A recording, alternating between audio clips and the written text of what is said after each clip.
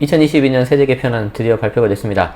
아마 여러분들은 그 전에 개인 단톡방이라든지 SNS 통해 가지고 뭔가 돌고 있었던 자료를 보셨을 것 같습니다. 저도 봤지만 엠바고가 걸려 있었기 때문에 당연히 공유 드릴 수는 없었었고, 그리고 이제 중간에 또 내용이 혹시 바뀔 수도 있어요. 그렇기 때문에 더욱더 조심 좀 했었습니다. 그런데 한 가지 궁금한 거는 도대체 그 자료에 있었던 BBS는 도대체 뭘까요? 뭘 뜻하는 걸까요? 자, 어쨌든 2022년 세제 개편안 나왔는데 오늘은 간략하게 한번 먼저 좀 알아보고요. 상세본 그리고 향후 이걸 어떻게 활용할 건지는 계속해서 몇 차례 걸쳐서 좀 말씀드려야 되지 않을까 싶습니다. 일단 세제 개편안을 여러분들이 블로그라든가 그런 것들 보셔도 좋은데 SNS에서 도는 자료를 가지고 너무 이렇게 확정을 내리시면 안 되거든요. 그래서 원문을 좀 보실 때 제가 좀 말씀을 드릴 건데요. 기획재정부 사이트에 가면요, 위에 이제 정보 공개, 뉴스, 정책, 통계 여러 가지가 있습니다. 세제 개편안 같은 경우에는 워낙 중요한 내용이기 때문에 이렇게 바로 좀 나오지 않습니까? 그런데 위에 이제 뉴스 중에서 보도 자료가 있어요. 보도 참고 자료. 여기를 누르시면은 이렇게 나옵니다. 2022년 세제 개편안 발표. 오늘 엠바고가 4시라서 4시가 되면은 땅 하고 봐야지 하고 있었는데 4시 딱 돼서 안 나왔고요. 좀 몇 분 지나서 나왔습니다. 그래서 이 보도자료가 이렇게 딱 보면은 지금 이 시점 7,831명이 보셨고 2,217건을 이렇게 다운받으셨네요. 그리고 첨부 파일이 무려 9개나 있는데 너무 놀라지 마세요. 일단 한글 파일, PDF 파일, 그러니까 같은 내용인데 한글 파일 뷰어가 없으신 분도 있으시기 때문에 PDF 많이 쓰시니까 이렇게 두 가지로 이렇게 공유를 하는 겁니다. 그래서 요거는 그냥 보도자료 겉에 표지라고 좀 생각을 하시면 되고, 개조식이 있고 상세본이 있고 문답자료가 있습니다. 그리고 이제 인포그래픽이라고 했어요. 인포그래픽은 말 그대로 이제 그 그래픽으로 해가지고 큰 틀에서 한번 보여주는 거예요. 그래서 결론은 뭐예요? 인포그래픽은 그래픽 한번 이게 큰 틀에서 보여주는 거니까 잘 모르셔도 되고, 개조식, 상세본, 문답자료, 결국 이 세 개가 중요한 거다. 그러니까 파일 개수가 9개니까 여러분들이 이게 뭐야 하고 허걱 할 수 있지만 결국에는 3개밖에 없다. 개조식은 좀 더 이게 러프하게 보여주는 거고, 상세본은 말 그대로 세부적인 자세하게 내용들이 나온 거고요. 여러분들이 가끔 놓치는데 정말 좋은 자료가 있을 수 있는 게 여기 문답자료입니다. 그래서 문답자료까지 좀 보시면 되는데 오늘은 시간 관계상 개조식을 중심으로 해가지고 설명을 드리도록 하고요. 바로 내일이죠. 7월 20일 금요일 밤 9시 멤버십 특강에서는 상세본하고 문답자료까지 본 내용까지 좀 해가지고 조금 더 보완해가지고 멤버십 특강을 좀 해드리도록 하겠습니다. 일단 내용을 보기 전에 아셔야 되는 게 이 인포그래픽을 먼저 좀 제가 좀 잠깐 볼 건데, 이게 이제 제 블로그거든요. 블로그에서 이렇게 방금 관련된 내용을 이렇게 쭉 적어서 이렇게 보내드렸는데 요겁니다. 바로 2022년 세제 개편을 해가지고요, 파란색 한 페이지, 그리고 빨간색하고 초록색이 있는 것 또 한 페이지, 주황색도 있네요. 그래서 크게 보면은 경제 활력 제고를 위한 내용이 가장 많아요. 그래서 경제 활력 제고를 위해서 기업 경쟁력, 일자리 투자 세제 지원 강화, 원활한 가업 승계, 금융시장 활성화, 이 4가지 꼭지로 해가지고 이렇게 가는 거고요. 그만큼 세법 개정이 정말 방대한 양이 있다는 겁니다. 그리고 민생 안정을 위해서 서민 중산층 세부담 완화, 소상공인 중소기업 지원, 지역균형 발전 강화, 그 다음 여기에 부동산 세제 정상화 이렇게 있는 거예요. 우리는 지금 요거 보려고 하는 거예요. 요거. 그리고 조세 인프라 확충, 납세자 친화적 환경 구축 이렇게 있습니다. 자, 그러니까 전체 내용을 봤을 때 우리가 관심 있는 부동산 세제는 요만큼이라는 거죠. 그런데 이제 그만큼 관심도가 높으니까 여러분들이 이렇게 다 보고 계시는 거 아닙니까? 그래서 제가 드리고 싶은 말씀은 2가지예요. 첫 번째, 세법 개정안은 매년 하는 거다. 매년 하는 거기 때문에 혹시 이걸 보시고 또 뭐가 바뀌었어? 이렇게 놀라지 마십시오. 그래서 놀라지 마시고 의뢰 1년마다 한 번씩 하는 겁니다. 그래서 꼭 최종 통과되는 거 보셔야 되고요. 좀 여유가 되시는 분들은 어차피 세금 공부하시고 싶으신 분들은 부동산 세제도 먼저 관심 가지시겠지만 그 외적인 것들도 같이 보시면은 돈 드는 정보들이 많이 있습니다. 그래서 그 말씀을 제가 꼭 드리고 싶었습니다. 자, 그러면 본격적으로 내용을 좀 보도록 하죠. 2022년 세제 개편안인데요. 여기 차례를 보면은 아까 말씀드린 것처럼 경제 활력 제고, 민생 안정, 조세 인프라 확충, 납세자 친화적 환경 구축. 그렇지만 우리는 2번 민생 안정에서 부동산 세제 정상화, 여기를 메인으로 볼 겁니다. 여기를 메인으로 26페이지에 있습니다. 26페이지. 자, 좀 페이지를 좀 넘기도록 하겠습니다. 네. 자, 이게요. 글씨가 좀 작죠? 키워서 볼게요. 자, 부동산 세제 정상화. 한번 들으시고요. 한번 정리를 한다고 생각을 하시면 좋을 것 같아요. 그리고 다시 말씀드리지만 이게 최종적으로 국회에서 통과가 돼야 됩니다. 그래서 통과가 되는 것까지 좀 보고 하셔야 되기 때문에 여러분들이 실제 뭔가 매수나 매도 계약할 때는 꼭 최종 통과된 법을 확인하셔야 되고요. 가급적이면은 우리 세무사님, 세무대리인 도움을 받으셔서 진행하시기를 권합니다. 일단 상반기 이미 추진된 사항에 대해서 처음에 박스를 가지고 적고 있는 거죠. 그래서 우리 이만큼 했습니다 라는 거예요. 부동산 시장 안정 그리고 국민 불편 해소를 위해서 다주택자 양도세 중과 배제 등을 선제적으로 개정했습니다. 22년 5월 10일 양도부부터 소급 적용인데요.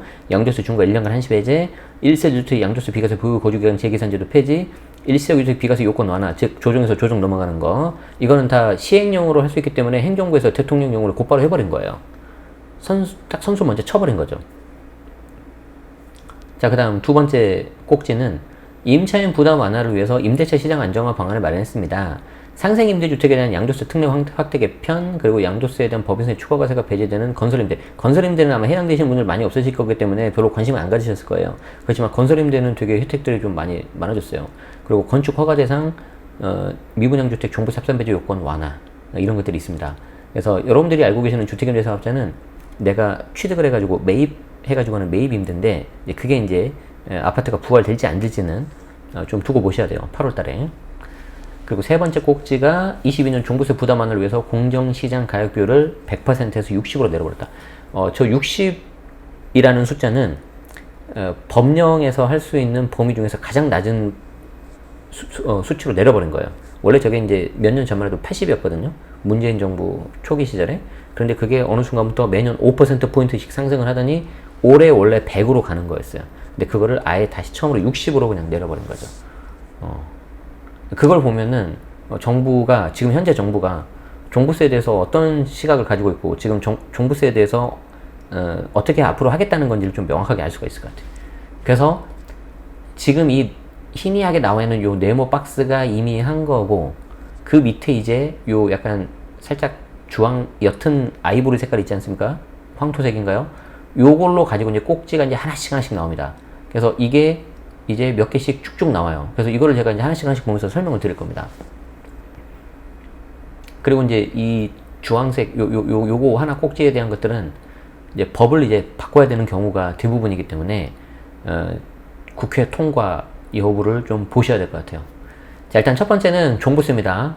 22년 종부세 부담 완화를 위해서 이미 공정시장 가액 비율 인하하는 거는 이제 입법 예고가 되어 있는 상태인데, 여기에서 그치지 않고 세율까지 이제 조정하겠다. 그리고 세부담 상한까지 조정하겠다가 가장 첫 번째로 나왔어요. 그러니까 이걸 보면은 일단 좀 다주택자들 숨통을 트이게 해주려는 게 정부의 목적인 것 같아요. 라기보다는 사실 너무 과했죠, 종부세가. 정말 너무 이게 압살적인 독일 그 세법 표현을 빌리자면, 제가 한 말이 아니라 저희 존경하는 교수님이 말씀하신 거예요. 너무 압살적인 내용이었단 말이에요. 그래서 그걸 그냥 오히려 과거 수준으로 돌리는 게 아닌가, 저는 그렇게 생각을 합니다. 어떤 다주택자들을 위한 그런 정책이라기보다는.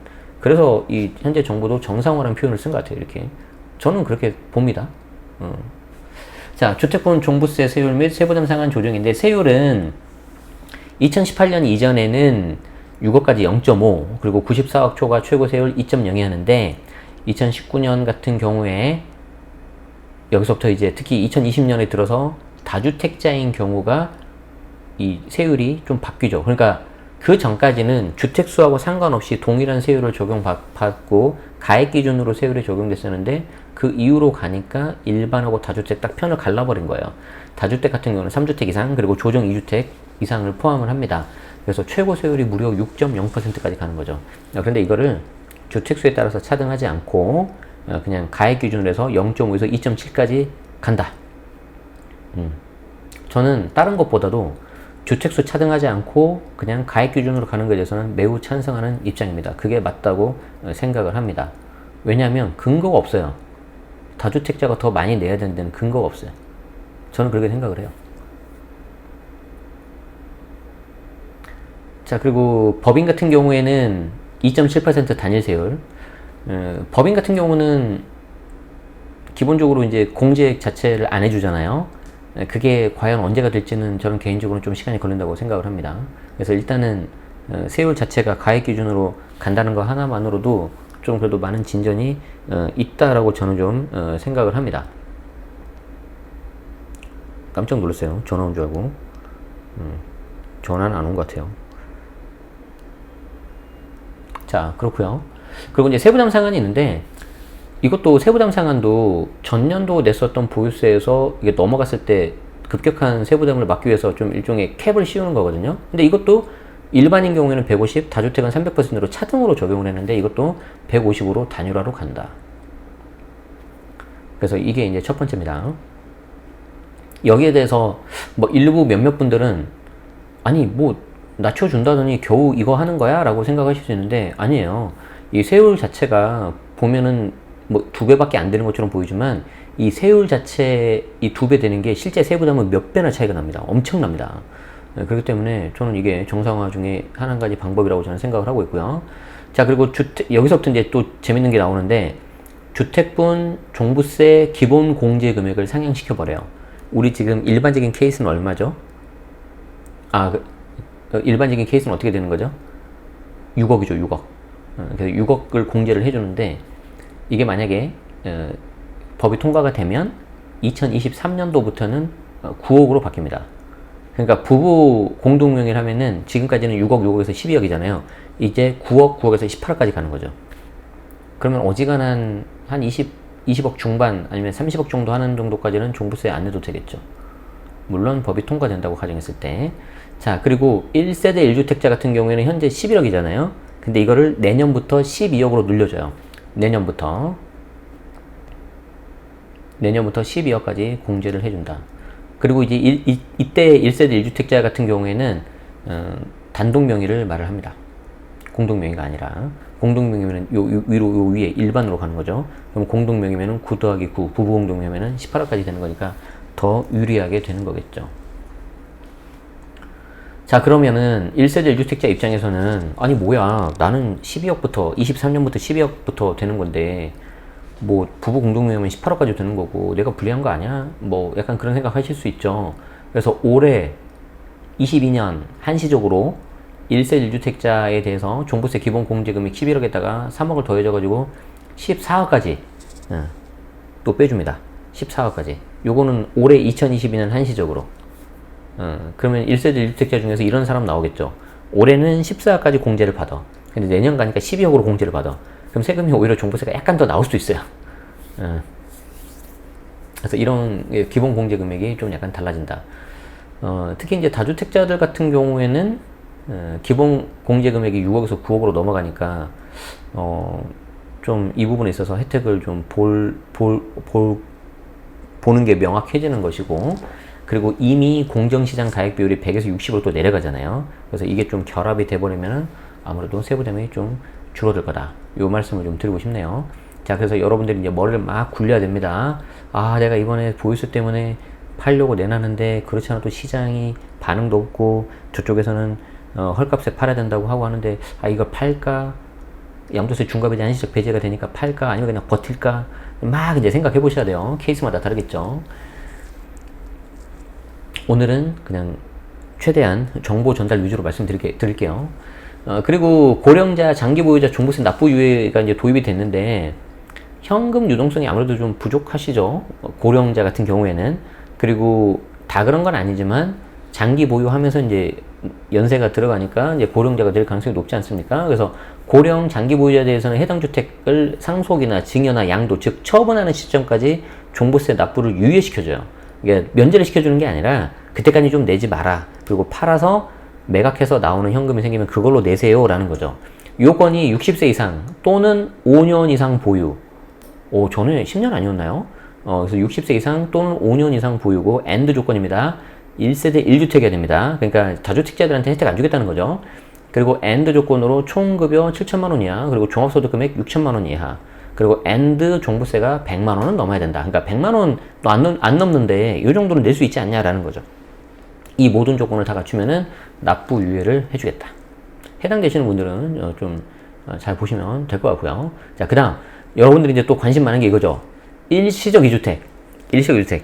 지금 양도세도 일시적 2주택 비과세가 좀 완화가 됐고 취득세도 1년에서 2년으로 완화가 됐는데 아니 왜 종부세 일시적 2주택은 없냐. 이게 이래서 어려워요. 세금이 취득, 보유, 양도 다 다르거든요. 그래서 하나씩 이제 맞춰지는 것 같아요. 일시적 2주택, 1세대 1주택자 주택수 종부세 특례는 일시적 2주택, 대체주택, 그리고 상속주택, 그리고 지방 저가주택에 대해서는 1세대 1주택 판정할 때 주택수를 제외하는데 이때 1세대 1주택자 판정은 종부세 기준이다. 그러니까 우리는 지금 계속해서 종부세에 대해서 이야기하고 있는 겁니다. 양도세라든지 취득세는 별도에도 내용이 있기 때문에 그쪽 할 때는 또 그쪽 내용을 따로 봐야 돼요. 이거 어려운 거죠. 내가 취득세 할 때는 취득세 관련된 내용으로 접근을 해야 되고요. 종부세 할 때는 또 종부세로 가야 되고요. 양도세는 또 양도세로 가야 돼요. 이게 엄청 헷갈려요. 그런데 예를 들어서 어떻게 하는 줄 알아요? 내가 양도세 관련해가지고 뭔가 판단을 해야 되는데 뭔가 내가 기억에 남는 게 취득세 쪽이야. 그리고 뭔가 나한테 유리한 게 취득세 쪽이야. 그러면 막 취득세를 막 양도세 갖다 붙이고 막 그래요. 여러분 그러시면 안 됩니다. 자, 우리는 종부세라는 거. 자, 종부세 보면은 일시적 2주택, 상속주택, 그리고 지방 저가주택 같은 경우에는 1세대 1주택 판정할 때 주택수 제외하는데 왜 여기서 1세대 1주택이 중요할까요? 우리 위에서 봤잖아요. 1세대 1주택이 돼야지 기본공제 뭐 12억. 그리고 올해 같은 경우에는 11억에서 3억 더해줘가지고 14억. 이런 게 되잖아요. 그래서 그 주택수를 판단해야 되기 때문에 요런 세 가지 경우는 빼주겠다. 일시적 2주택은 뭡니까? 말 그대로 이사 가는 거죠. 이사해서 대체주택 취득하는 거. 그 경우에는 취득해서 2년 내에는 종조주택 양도하면은 내가 주택수에서 빼주겠다. 종부세 주택수에서. 이것도 2년으로 맞춘 이유가 취득세, 양도세 다 똑같이 맞추려고 하는 거죠. 이런 건 잘한 것 같아요. 상속주택. 상속주택 같은 경우에는 원래 5년간 빠졌었죠. 종부세 주택수에서. 그런데 저가주택 혹은 소액 지분 같은 경우에는 기간 제한 없이 종부세 주택수 빼주겠다. 그러니까 너무 금액이 낮거나 공시가격 수도권 6억이야. 그리고 비수도권 3억이야. 그리고 지분 요건이 40% 이하인 경우에는 그래 이것 때문에 네가 종부세 주택수가 늘어나가지고 세금을 더 많이 내는 건 좀 그런 것 같다. 빼주겠다. 이렇게 되는 거죠. 다만 조심하세요.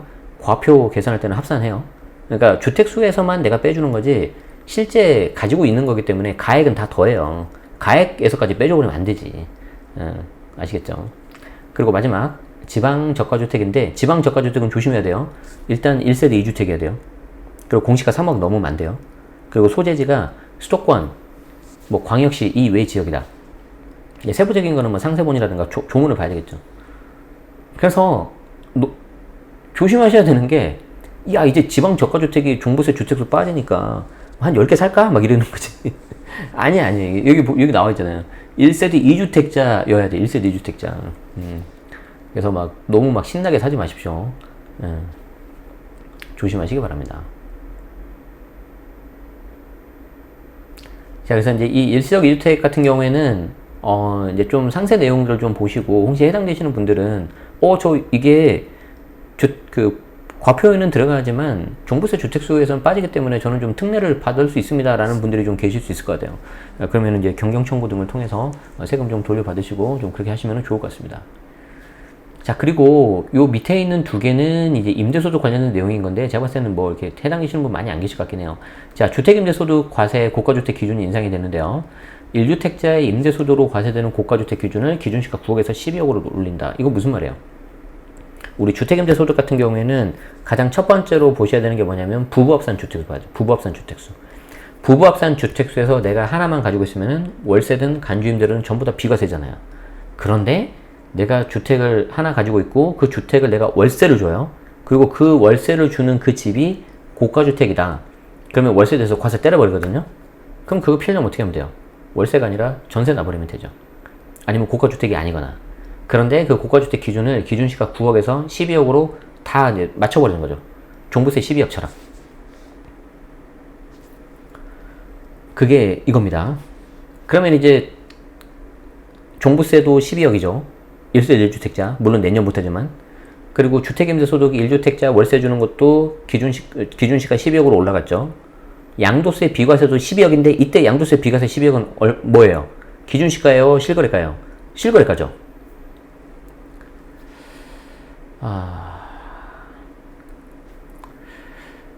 좀 표정들 보니까 좀 방금 좀 제 말 어려워서 이해 안 하신 것 같은데. 자, 12억을 정리를 해보자. 자, 12억을 정리를 해보자.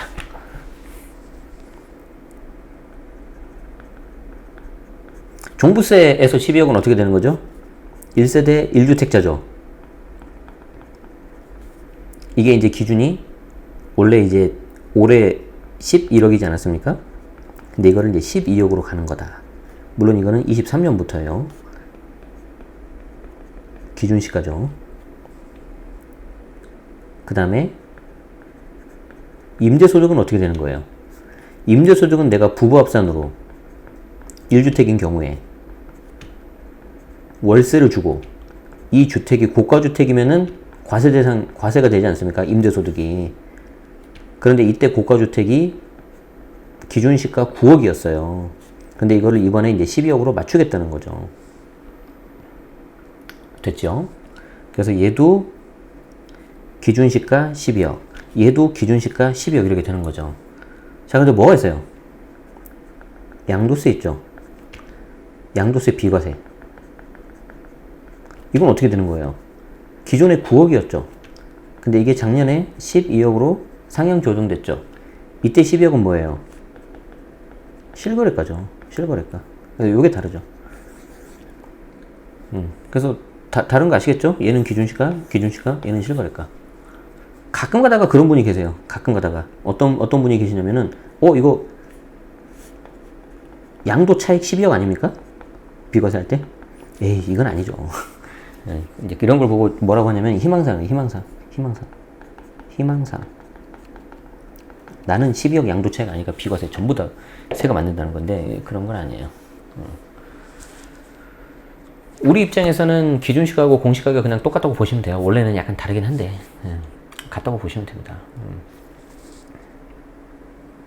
어쨌든 이런 것들을 좀 여러분들이 잘 파악을 하셔야 된다. 여기. 그래서 뭐 해당되시는 분이 그렇게 많지는 안 계실 것 같긴 한데, 이런 분 계시겠죠. 언제 내가 집에 들어갈지 모르겠는데, 일단 사놓자. 사놔야 되는데 돈이 없고 대출이 안 나온다. 세 끼고 사두자. 중심지에다가. 그리고 이제, 나도 월세 사니까 저쪽 집, 내가 세 준 집에서 이제 반전세나 월세를 받아야지. 라고 하신 분. 근데 사실 현실적으로 안 맞죠. 왜? 내가 돈이 없어서 세를 계속 하는데 무슨 반전세예요. 전세로 해야지. 그래서 여기에 해당되시는 분들은 그렇게 많이는 안 계실 것 같아요. 자, 그리고 마지막 소형주택 임대사업자 세액 감면 연장인데 중요한 게 뭐냐면 등록 임대사업자, 즉 주택임대사업자로 등록하신 분, 지자체하고 세무서 다 등록하신 분이에요. 주택임대사업자 계세요? 많이 안 계시죠? 저는 주택임대사업자지만 그래서 소형주택 임대사업자에 대해서 소득 법인세 감면 적용기한 3년 연장해가지고 말 그대로 주택 임대소득에 대해서 이제 종합소득세 이제 내지 않습니까? 5월달에 그때 이제 조금 세액 감면 해준다는 거예요. 3년 더 연장해준다는 거죠. 이거는 이제 등록한 임대주택 같은 경우에 해당되실 수가 있으니까 체크해 보시면 될 것 같아요. 자, 뭐 이런 겁니다. 법인 종부세는 여러분들 아시는 것처럼 공제 금액을 아예 없애버렸잖아요. 그냥 곧바로 그 금액이 그냥 과표가 돼버리잖아요. 그나마 이제 공정시장 가액 비율이 60으로 좀 내려갔으니까 조금 약간 줄어들고 세율도 뭐 3% 6%였는데 여기 내용들하면 이제 2.7로 이제 되는 거죠. 이렇게 헷갈립니다. 이렇게 헷갈려요.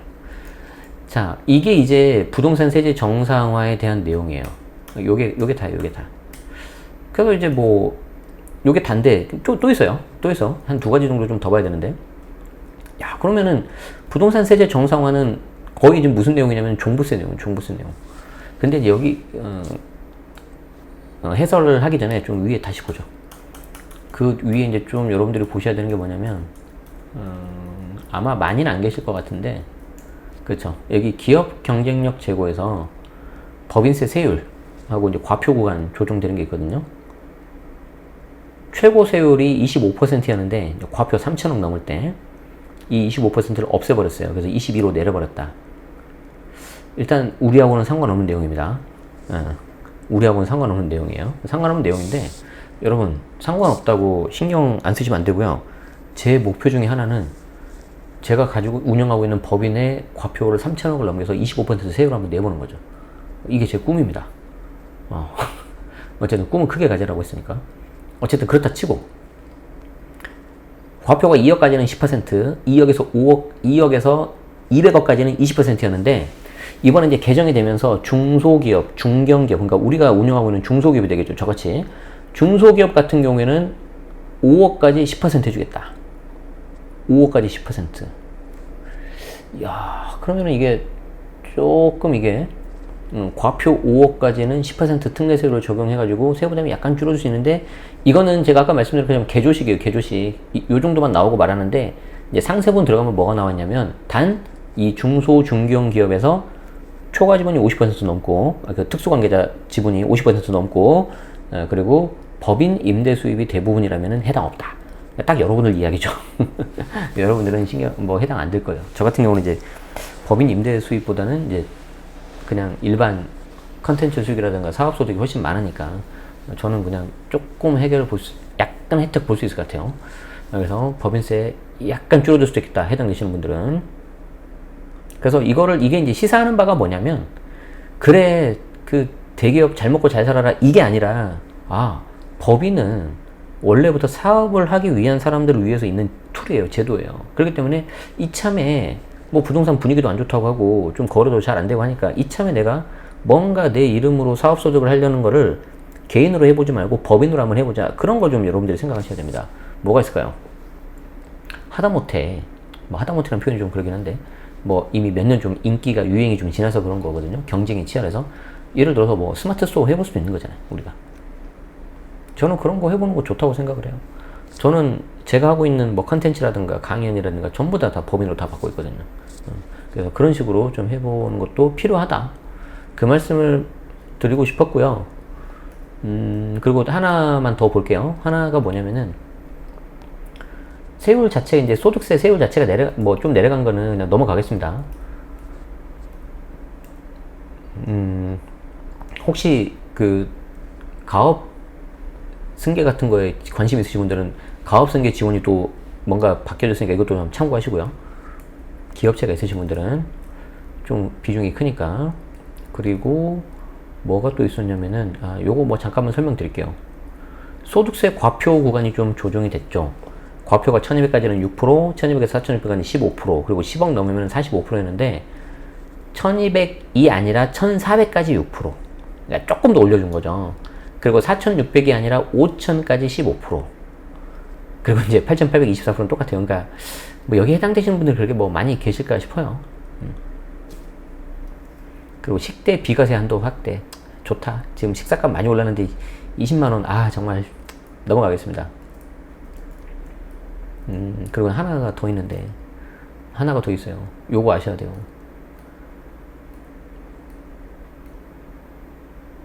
이 다음에 나오겠다. 그렇죠. 요거. 조세 회피 관리 강화. 뭐냐면은, 양도세 2월 과세 제도 합리화. 그러니까 양도세 2월 과세는 아시죠? 배우자 직계존배속 등 특수관계자한테 증여를 하면은 그 증여받은 자가 5년은 들고 있어야 돼요.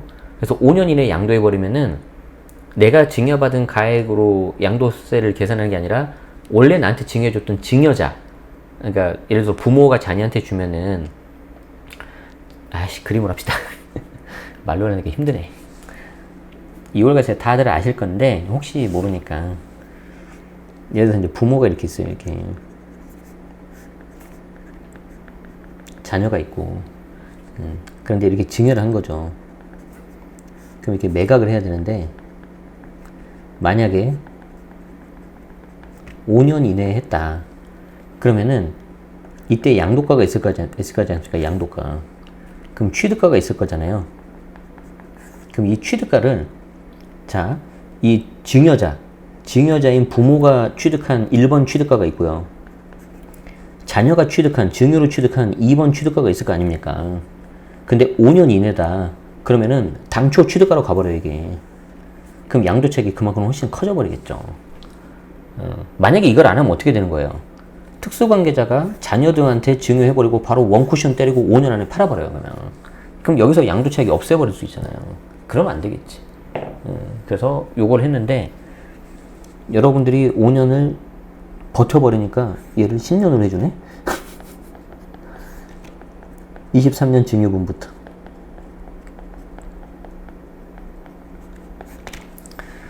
그래서 요거를 좀 여러분들이 아셔야 될 것 같습니다. 아시겠죠? 그래서 이제 23년에 내가 만약에 증여한다 그러면은 10년 가져가야 돼. 10년. 물론 이제 2월과세가 적용이 안 되는 케이스도 있어요. 뭐 2월과세 했을 때 오히려 세부담이 더 적게 나와버린다. 세부담이 커야지 내가 과세당국에서 이렇게 가져갈 수 있는데, 그러면 2월과세 적용이 안 되고, 뭐 수중자 받은 사람이 뭐 1주택 비과세, 뭐 일시주택 비과세 그런 경우에는 또 2월과세 적용 안 돼요. 그래서 그런 경우라면 또 한번 해볼 수는 있겠지만, 어지간한 경우라면은 뭐 그런 게 안 되기 때문에 결론이 뭐예요? 증여하시려면 오래 하셔야 되는 거죠. 그래서 로미님 말씀하시는 것 같은 거죠. 22년에 얼른 증여해야 된다. 딱 이렇게 알아두셔야 돼요. 그래서 요거 좀 말씀드리고 싶었어요. 이게 거의 다예요. 이게 거의 다고, 물론 아까 말씀드린 것처럼 이 세제 개편이 엄청나게 이렇게 많이 있습니다. 엄청나게 많이 있어서 좀 이제 시간 되시는 분들은 다른 것도 좀 보시면 좋은데, 일단은 여러분들 관심 있는 게 부동산 세제 이쪽 아니겠어요? 그래서 부동산 세제에서 좀 설명드렸고, 그 중에서도 조금 놓치기 쉬운 아까 법인세, 그리고 양도세 2월과세, 요거까지 제가 좀 설명을 드렸습니다. 그리고 개조식으로 정말 간략하게 제가 설명을 본 거기 때문에 상세본, 그리고 개정 취지라든가 뭐 계산 사례 그런 거는 질의응답까지 또 봐야 돼요. 그거는 제가 좀 더 공부한 다음에 내일 금요일 밤 9시에 멤버십 특강에서 좀 더 설명 드려보도록 하고요. 우리 배지 달리는 절친분들은 제가 이제 오늘 밤에 또 이거 야근해야 되거든요. 야근해서 자료 만들어서 오늘 밤 아니면 내일 오전 중으로 좀 올려드릴 수 있도록 할게요. 그래서 자료를 제가 이번에는 조금 늦게 해드린다는 거 좀 약간 양해 말씀드리고, 그럴 가능성은 별로 없는데 혹시라도 좀 이렇게 더 제가 공부해야 될 게 많고 좀 세무사님 통해서 확인해야 된다. 저도 뭐 다 아는 게 아니니까. 그러면은 내일 멤버십 특강 직전이라든가 끝나고 제가 드릴 수도 있을 것 같긴 해요. 뭐 직전엔 제가 드릴 수 있겠죠. 그래서 그런 것도 좀 활용해 보시면은 좋겠습니다. 뭐 개조식으로 제가 간략하게 설명드린다고 했는데 벌써 한 30분 된 것 같은데요. 그래서 우리 편집해 주신 분은 앞뒤 좀 잘 잘라 주시고요. 중간에 뭐 특별히 뭐 편집할 거는 많이 없을 것 같긴 해요. 어떠셨습니까? 도움 되셨다면 좋아요, 구독 부탁드리고요. 이게 그 마이크가 그 전에 조금 올렸는데 확실히 전문가는 다르더라고요. 전문가 도움을 받아가지고 이 소리를 좀 잡았어요. 그리고 위치를 바꾸고 이거 소음털까지 하니까 조금 더 괜찮지 않습니까? 괜찮다고 해줘요. 그래서 고맙습니다. 그래서 중요한 거는 이제 나올 거 나왔어요. 그래서 이제 이걸 내가 나한테 상황에 맞게 이제 어떤 식으로 이제 활용을 할 거냐, 그게 이제 정말 중요하고요. 저 같은 경우는 이제 거의 나올 거 나왔으니까 이제 책을 써야 될 것 같아요.